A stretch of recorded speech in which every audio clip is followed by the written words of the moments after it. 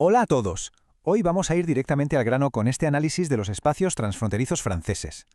Sé que para los que os estáis preparando los exámenes del Bachibac, este capítulo a veces toca estudiarlo un poco en solitario, peleando a solas con la teoría y los mapas. Así que la idea de este repaso es transformar todos esos apuntes abstractos en realidades geográficas súper concretas. Vamos a exprimir la información clave para que os sea mucho más fácil visualizarla, entenderla y, sobre todo, clavarla en el examen. Vamos a ello. Para que esto fluya rápido y bien, seguiremos 4 pasos súper lógicos. Primero, los modelos teóricos de integración. Segundo, el papel que juega Europa. Tercero, la tipología de las fronteras francesas. Y por último, nos iremos al terreno con dinámicas locales muy concretas. Bueno, empezamos por el principio, el punto 1, los modelos teóricos de integración.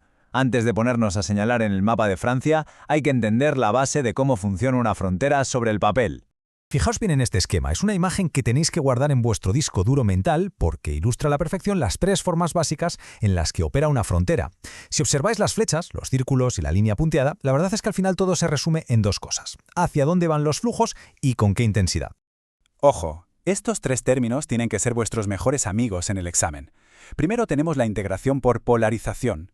Aquí es cuando un lado, una gran metrópoli, actúa como un imán gigante y absorbe casi todos los flujos en una sola dirección. Pensad en Luxemburgo o Basilea. Segundo, la integración por especialización. En este caso la cosa está más repartida. Los territorios comparten funciones y los flujos van en varias direcciones, como pasa en Ginebra.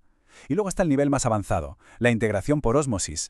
Es el modelo ideal, con flujos totalmente bilaterales y un desarrollo a la par en ambos lados. El caso de manual es la zona de Lille-Kortrijk-Tournai. Vale, hagamos un pequeño simulacro mental. Si os plantan esta pregunta directa en la prueba, ¿qué países vecinos atraen al mayor número de trabajadores transfronterizos franceses? Haced memoria un segundo a ver qué os viene a la cabeza de vuestro estudio individual. Y aquí lo tenéis en el mapa. Si miramos las zonas con colores más intensos, es innegable. Las mareas de trabajadores van hacia Suiza y Luxemburgo. Pero, claro, ¿por qué? Pues resulta que las diferencias demográficas y sobre todo las laborales son abismales.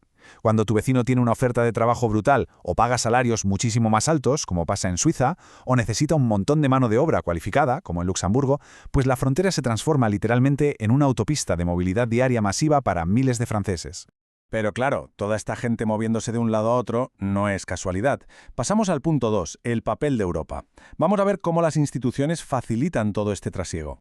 Tenéis que recordar que las zonas fronterizas no dejan de ser un dolor de cabeza logístico enorme. Por eso, el proyecto europeo, especialmente desde Maastricht, se basa en 3 pilares que son intocables: libertad de circulación, cohesión territorial y ciudadanía europea. Así que la Unión Europea no se limita a, levantar la barrera de un peaje o quitar el control de pasaportes. Va mucho más allá. Invierte y desarrolla políticas activas para arreglar problemas del día a día en estas zonas, ya sea construyendo una infraestructura común o uniendo sistemas universitarios.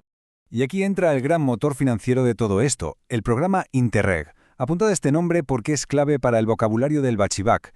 Nació en los años 90 y básicamente es la herramienta europea para fomentar y financiar la cooperación. Funciona a varias escalas, desde la puramente transfronteriza, con los eurodistritos, hasta una escala más urbana, con eurociudades como la de Bayona-San Sebastián, e incluso a nivel interregional. Y si Interreg pone los fondos, la SAECT, o GECT en francés, ponen el marco legal. Hablamos de la Agrupación Europea de Cooperación Territorial. Puede sonar súper burocrático, pero en realidad es algo inédito y rompedor.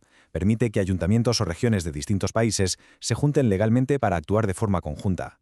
El ejemplo estrella que siempre, y digo siempre, hay que citar es el Hospital de la Cerdaña. Es una pasada, el primer hospital transfronterizo de Europa, donde servicios de salud franceses y catalanes cooperan sin problemas para atender a 30.000 habitantes del valle, independientemente de su nacionalidad. De todas formas, hay que admitir que el impacto de estas políticas europeas es bastante desigual dependiendo de la zona. Lo que nos lleva al punto 3, la tipología de las fronteras francesas.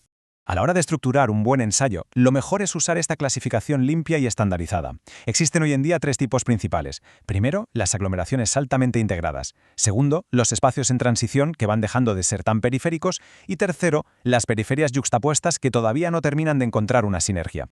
Para entenderlo rápido, pongamos los 2 extremos frente a frente.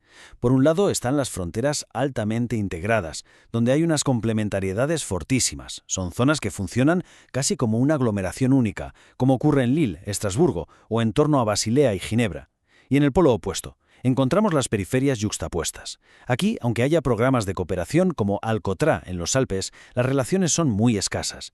En los extensos macizos de los Pirineos, los Alpes, o no nos olvidemos de la lejana frontera entre la Guayana Francesa y Brasil, las poblaciones sencillamente no experimentan ese sentimiento de pertenencia a un espacio común.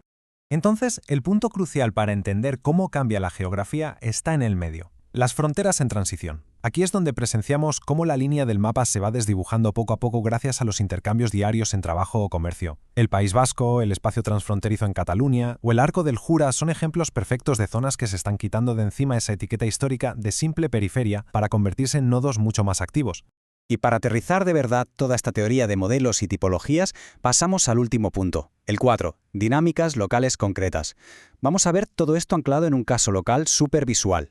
Mirad esto, lo que resulta verdaderamente fascinante de esta imagen es cómo resume visualmente la esencia pura de una frontera en ósmosis. Hablamos del jardín de las dos orillas, el Jardin de Rive, sobre el río Rin. A un lado, Estrasburgo, en Francia, al otro, Kehl, en Alemania.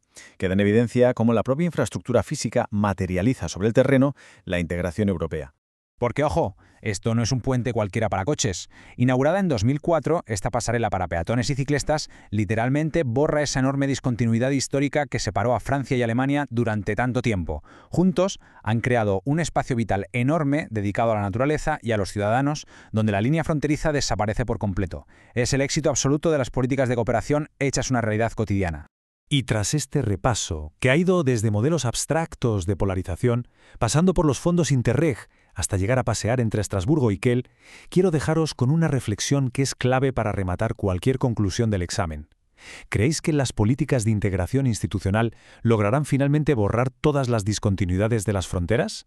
¿O acaso las inmensas barreras de la geografía física natural mantendrán para siempre algunas periferias aisladas y yuxtapuestas?